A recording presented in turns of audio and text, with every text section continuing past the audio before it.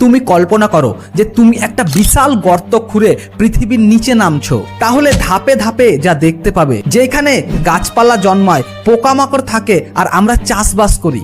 আরো নিচে নামলে পাওয়া যাবে শক্ত মাটি, বালি, কাদা, নুড়ি আর বিভিন্ন ধরনের পাথর। এরপর অনেক জায়গায় পাওয়া যায় ভূগর্ভস্থ জল, যেখান থেকে টিউবওয়েল ও কূপের জল আসে।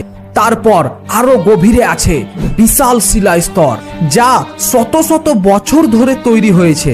এবার পৃথিবীর ভূতত্ত্ব পেরিয়ে গেলে শুরু হয় ম্যান্টল, যেখানে শিলাগুলো এত গরম যে অনেক অংশ ধীরে ধীরে গলিত অবস্থায় থাকে। এবার এরও নিচে আছে বহিঃকোর, যেখানে তরল লোহা ও নিকেল ঘুরতে থাকে। আর এই স্তরই পৃথিবীর চৌম্বক ক্ষেত্র তৈরিতে গুরুত্বপূর্ণ ভূমিকা রাখে। সর্বশেষে পৃথিবীর একেবারে গভীরে আছে অন্তঃক্ষর, যা মূলত কঠিন লোহা ও নিকেল দিয়ে গঠিত।